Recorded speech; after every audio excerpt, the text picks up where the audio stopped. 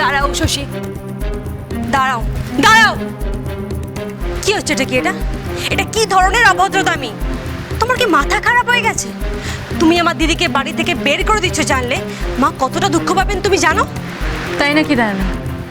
তুমি যে মাকে নিয়ে চিন্তা করো এটা শুনে খুব ভালো লাগলো, কিন্তু মা যখন শুনবেন তুমি আর তোমার দিদি মিলে দেবল আর সোমাকে নিয়ে ড্রিঙ্ক করছিলে তখন খুব খুশি হবেন। আচ্ছা বাবা, ভুল হয়ে গেছে, ওকে বেচারি হোটেলে গিয়ে থাকতে হয়। ভুলে যাস না রায়না, এখন যদি আমাকে এখান থেকে ইনসাল্টেড হয়ে বেরিয়ে যেতে হয়, আমি কিন্তু দেবলকে বিজনেসে হেল্প করব না। শুনলে তো শশী, ওর তো একটা মান সম্মান আছে, তুমি সেটা মানতে চাও না? আর এখানে দেবলের কেরিয়ারের একটা ব্যাপার আছে। আচ্ছা, তুমি তো আর বড় বৌদি, ওর ভালো চাও, আমারও ভালো চাও, তাহলে প্লিজ আমার দিদিকে এখানে থাকতে দাও। এই পাগলামি বন্ধ করো প্লিজ।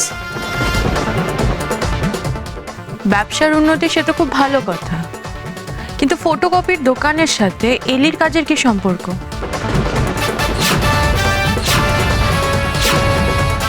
কোন ব্যবসায় সাহায্য করবে এলি?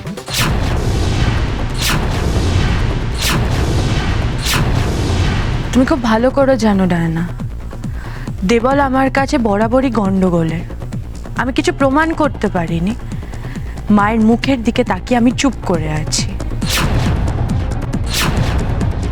কিন্তু বেশি দিন তো আর চুপ করে থাকবো না। যেদিন প্রমাণ করতে পারবো যে দেবল ভুল ব্যবসার সঙ্গে জড়িয়ে আছে, সেদিন ওকে শাস্তি দেওয়ার ব্যবস্থা করব।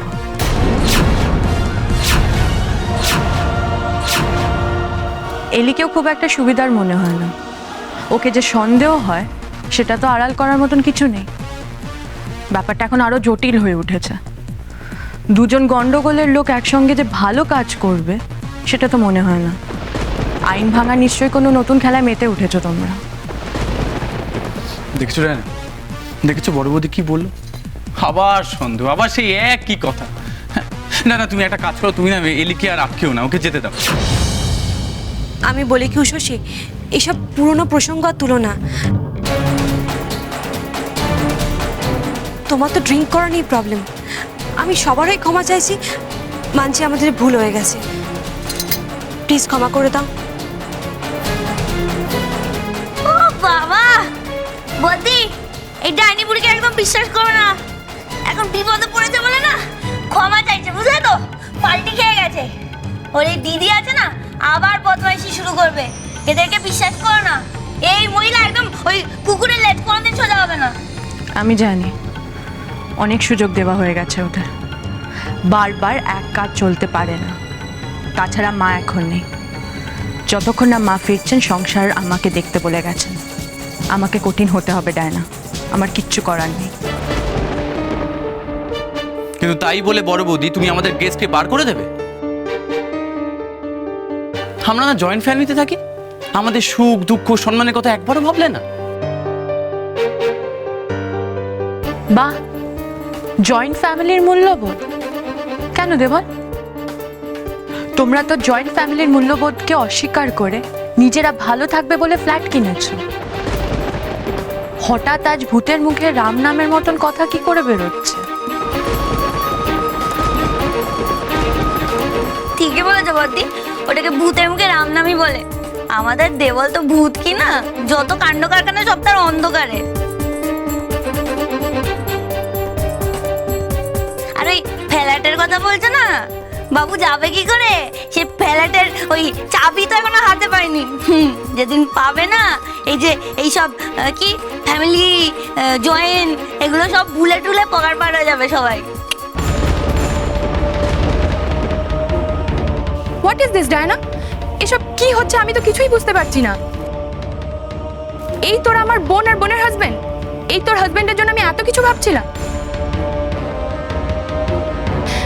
দেবলের বিজনেস কিভাবে বাড়বে সে নিয়ে আমার মাথা ব্যথার কোনো শেষ নেই। আর তোরা কি করলি? নাথিং। তোদের অতিথি এইভাবে ইনসাল্টেড হচ্ছে আর তোরা কিচ্ছু বলছিস না।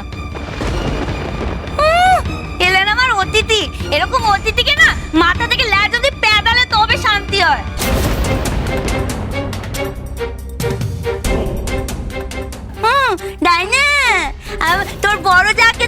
রান্না বান্না করা, তোর মেয়েদের চাকরি দিয়ে আমার জন্য নোংরা জামা কাপড় আছে ধুয়ে ফেল। কেন রে, আমাকে চাকরের মতো দেখতে?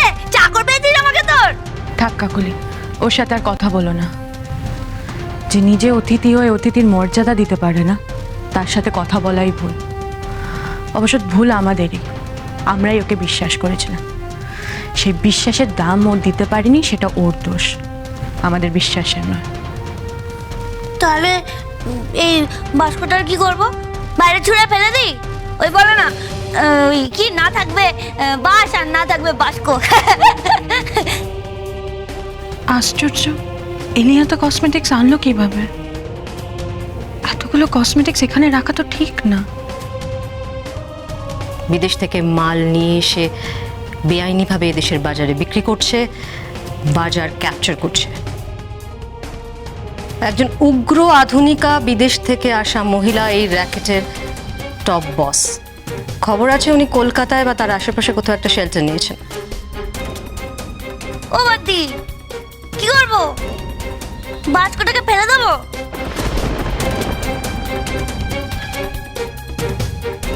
বলছি এর মধ্যে না অনেক দামি দামি লিপস্টিক আছে, তুমি হাফ আমি হাফ নিয়ে নি, বুঝলে তো? এলোমেলো চলে যাবে, ওর মালপত্র আমাদের হয়ে যাবে। দাঁড়াও কাকুলি, দেখো তো ওর ব্যাগে কোনো পাসপোর্ট বা আইডেন্টিফিকেশন প্রুফ আছে কিনা, থাকলে আমাকে দাও।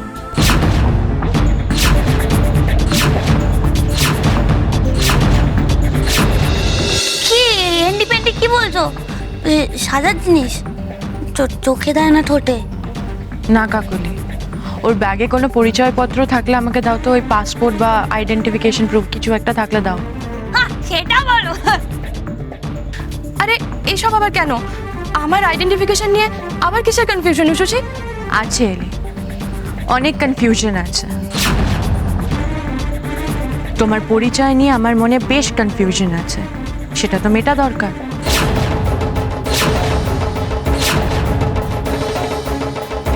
যা বাবা, আমার নাম তো এলি, তোমরা জানো না নাকি? এই রানা, তুই বল না, নাকি তুইও নিজের দিদির নাম ভুলে গেলি? আমার কি আবার অন্য নাম আছে নাকি, যেটা ওই ব্যাগপত্র খুঁজে বের করতে হবে? তোমার অন্য অনেক নাম আছে।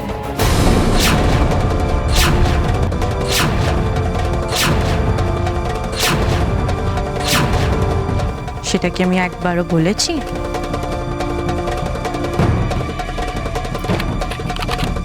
একটা কথা বলো তো, তুমি এরকম কেন ভাবলে? কিরকম? তোমার অনেক নাম আছে সেটা নিয়ে আমি তোমাকে সন্দেহ করছি।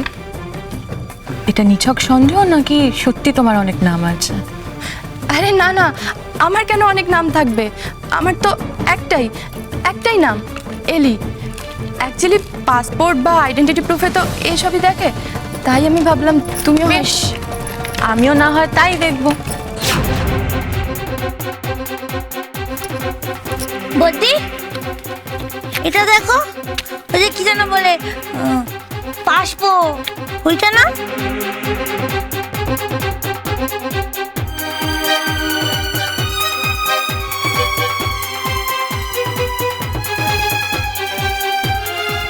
দেখো তো।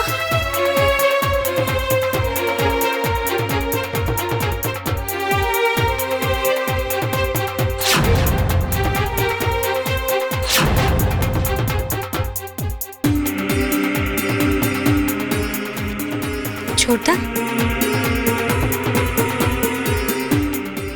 বড় বৌদি এলিদির কাছ থেকে পাসপোর্ট দেখতে চাইছে বলে এলিদি তো ভয় পেয়ে যাচ্ছে কেন বলতো? দেখে মনে হচ্ছে কিন্তু খুব নার্ভাস। কিছু একটা কেস আছেই, না হলে এমন কেন করবে এলি? ও তো 2 নম্বরই বিজনেস করে, কিন্তু সেটা কি অনেক বড় ধরনের বিজনেস?